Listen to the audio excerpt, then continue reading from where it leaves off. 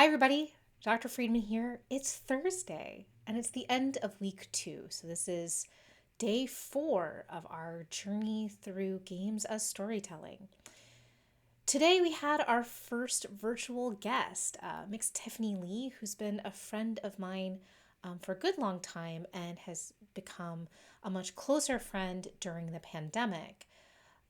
That's because during the pandemic, we were all kind of marooned on our own individual islands, but that also meant that no matter how far apart we are, we could all get together in virtual ways. And so we've begun a gaming group that meets on Saturday mornings that has been going now strong for, well, the entire pandemic at this point. And the fruit of that for me has been things like this channel with Dr. Kugler. And for Tiffany Leigh, it's been work as a reviewer of board and tabletop games. So we talked about today what makes for a kind of good review. And one of the things that came up was the idea that also came up on Tuesday, which is the idea of writing that communicates the feel or emotion of the experience. On Tuesday, we were talking about the emotion that comes from watching an actual play. And in today's readings, it was about the emotions that are experienced as a player and how to communicate that to an audience as part of a review. Today, I'm repping another one of my favorite venues for reviewing, which I'll put in the notes below. The, of course, extremely famous Shut Up and Sit Down, which is my entry point into kind of the world of, analog games. And still continues to be one of the first places that I hear about games, both in their YouTube channel as well as their podcast, which is a part of my week these days. So it was a wide-ranging discussion. It became a little bit between two ferns, which when we did the kind of discussion after we let our guest go, it seems like that's something that's satisfying. Students have the ability. I gave them 5 minutes to kind of brainstorm some questions at their tables to put into Mentimeter. And then it became a little bit of some folks were willing to kind of speak up and ask questions. And then I kind of moved through the Mentimeter questions as they seemed natural to our discussion. So we discussed the review of Bloc by Bloc, and a game that is much more of a board game, not a role-playing game, but a game that is trying to depict a world and a story very and that reflects our own world. An important thing that came up was the idea that even something that close to our own reality, a game about kind of uh, working to uh, enact change in a city that resembles many cities that we are familiar with, is in the end mimetic. It's still a representation that is fictionalized, transformed, as came up. It's not a documentary, right? That's not what it's doing. But it's designed to give you some kind of sense, feeling of what it was like to be,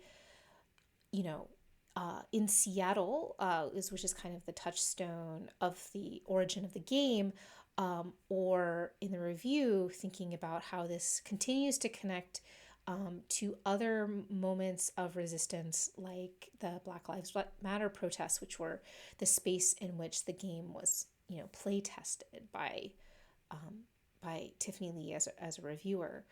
So that was really generative. There were, in addition, this day put those kind of very of the moment, they were written this year reviews by Tiffany Leigh in conversation with two pieces from the 2009 collection Third Person by MIT Press, which I like as a collection in a lot of ways, but it is starting to show its age. And for the purposes of this class, its touchstones are very often video games. And so one of the things that we had to kind of untangle from Richard Bartle's Alice and Dorothy Battle Together, which kind of imagines players as one of three types, you know, Dorothy, who wants the yellow brick road, Alice, who is moving through a kind of more nonlinear space, and then kind of Wendy's, who are even further removed from the idea of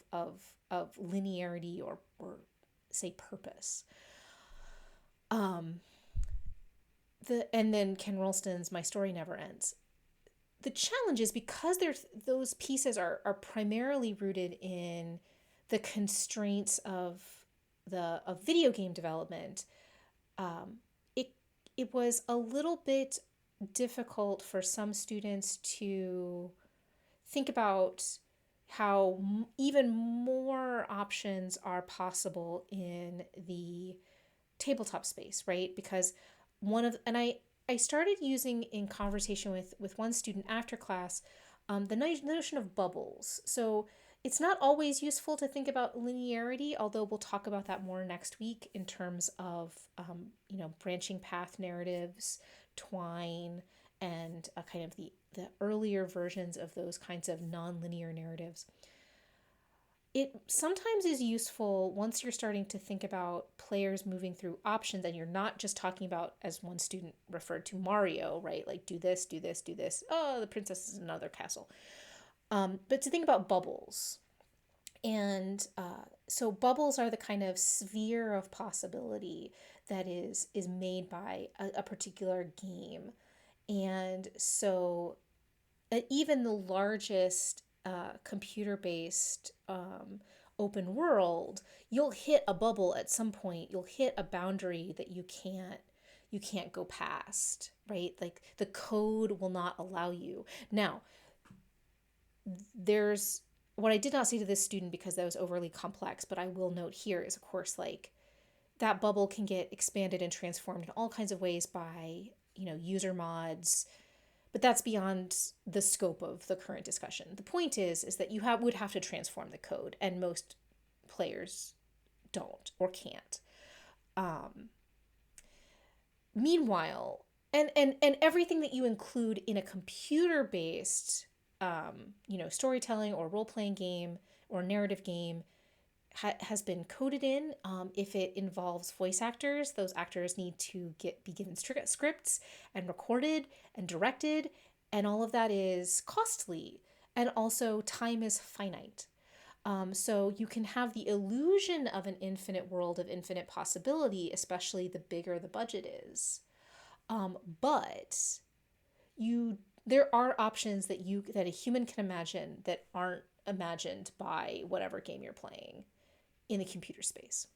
That's also true in tabletop role-playing games, but in theory, you could collectively decide that to off-road, to throw out rules. And that was one of the things that we talked about in class with Tiffany Leigh was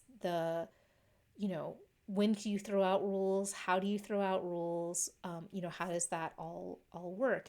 And the answer is you can do it all the time.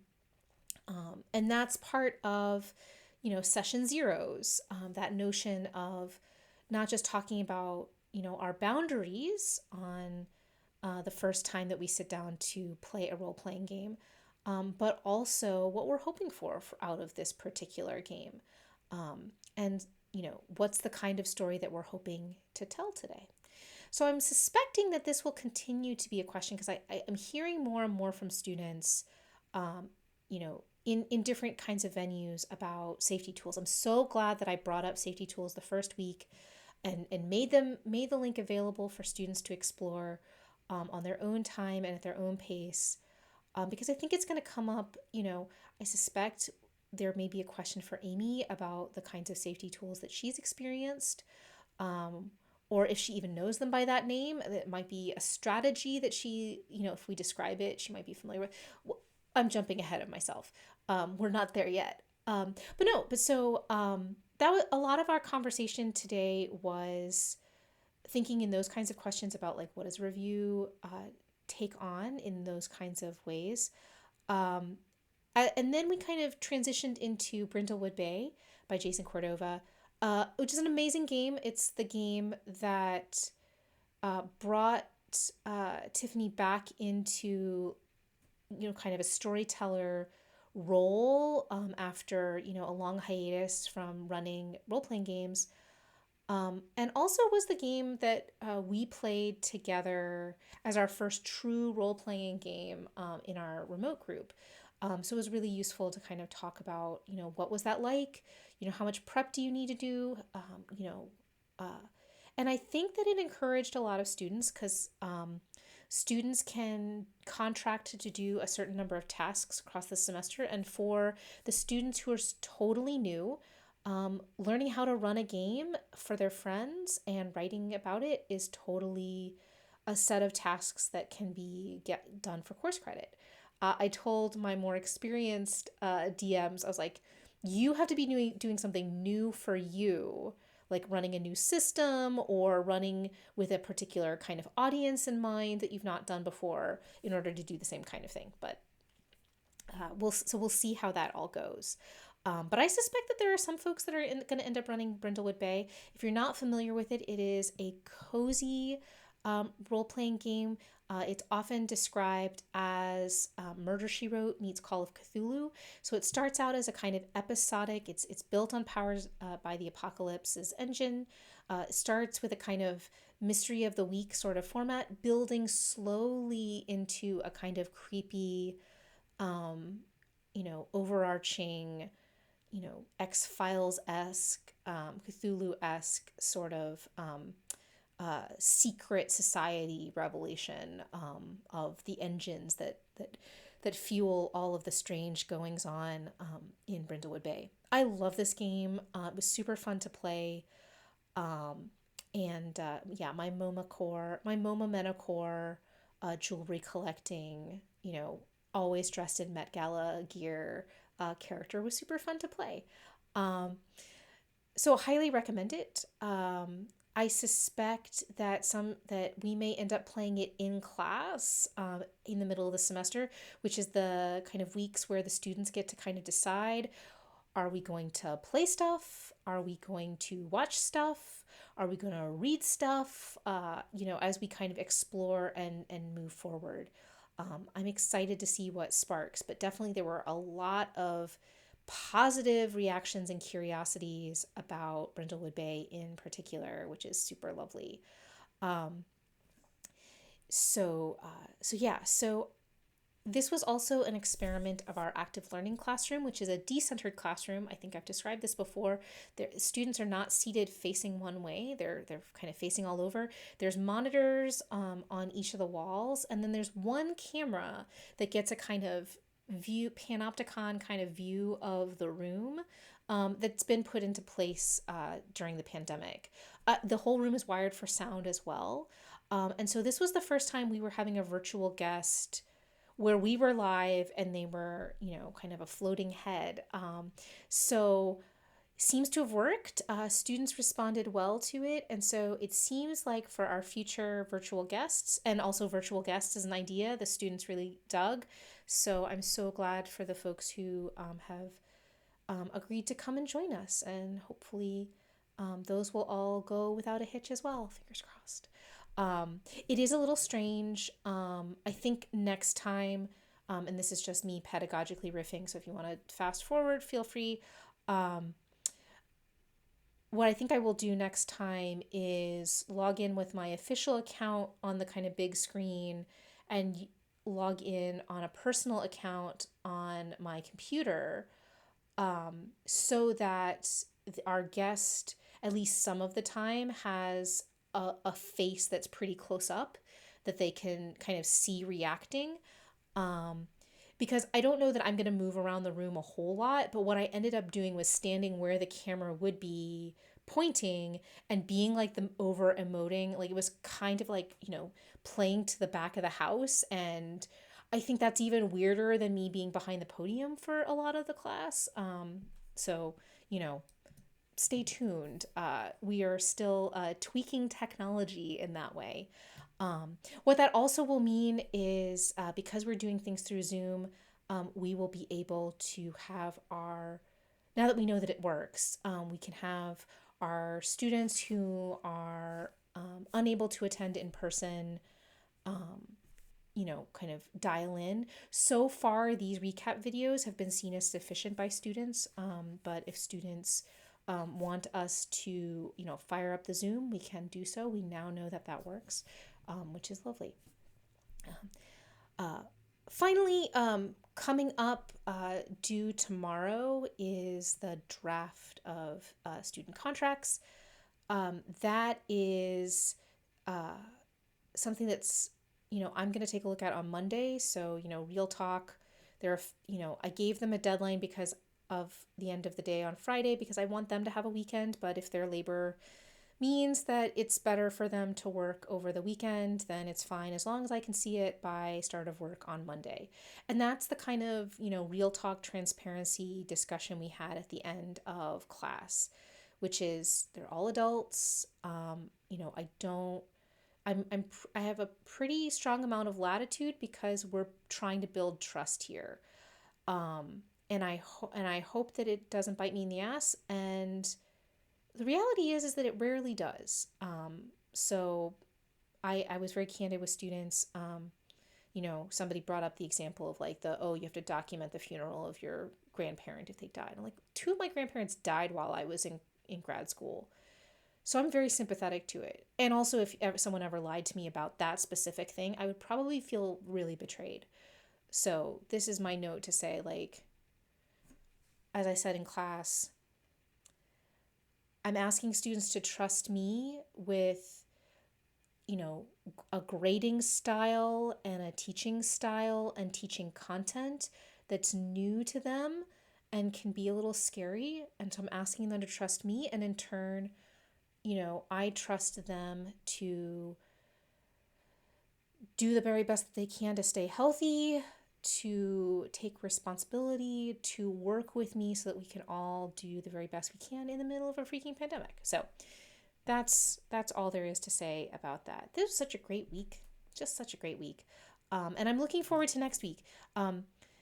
Next week, we're kind of going back to basics a little bit, moving back to my home turf of narratology. On Tuesday, we're looking at Borges, as seems appropriate for an English class, and his short story, The Garden of Forking Paths. What I love particularly about Borges, and I'll put a link in the notes below, is there is a electronic edition of the many editions of this story available online where you can actually manipulate it kind of Mad Lib style, which I think is a really nice way into thinking about, kind of the way that texts transform edition to edition, and are not fixed even when they're not explicitly, super multilinear in experimental kinds of ways. We're also going to be reading from Grueling Cover's 2010 book, The Creation of Narrative in Tabletop Role-Playing Games. This is a kind of, we're almost moving backwards in time from my essay, which is heavily indebted to Grueling Cover's kind of more essential structure of narrative. It's a good introduction to kind of narrative concepts. We're going to try out in class a few pages from Tim Hutchings' 1,000-Year-Old Vampire, and I hope that we're going to continue that conversation and that play beyond this kind of first toe dip, but that's kind of where we're going to start. After class, we'll have a little interlude of the beautiful review essay by Chris at Loot the Room called Memory of a Vampire, which I'll link to in the video on Tuesday. And then Thursday, we're going to tackle Twine and play around with Twine. We'll read Addie Robertson's Text Adventures, How Twine Remade Gaming, and the ideology of ludology and narratology in the studies of analog play and games. And students are going to be asked to play around before class with Howling Dogs from 2010, and the writer will do something from 2017, one of the two. And then we're going to try playing around with Twinery in class. So Next week, we're going to think more about how narratives are structured and in the world of interactive fiction, as well as kind of storytelling games, before we return in week 4 to the unit I'm calling Obligatory Dungeons and Dragons Lore. So I'm hoping that I can lure this collective away from thinking about D&D and game mechanics for a hot second, to think about story before we dive deeply in to the history and current practice of D&D, and then think about actual play, and then who knows, students will know. The students will decide after that what's coming thereafter. So that's week 2 in the books. As always, if you have questions, you can message me below in the comments below, or you can tweet at me at Fried, Friede. My students, of course, have access to me on our shared Discord, which I hyped today as a good place for people who want to create some, new gaming groups, or who even want to play together in that space online. That'll be fabulous. So I'm looking forward to hopefully a reasonably peaceful weekend before we jump back in next week. So thanks, everybody. Have a great weekend. And it's Thursday.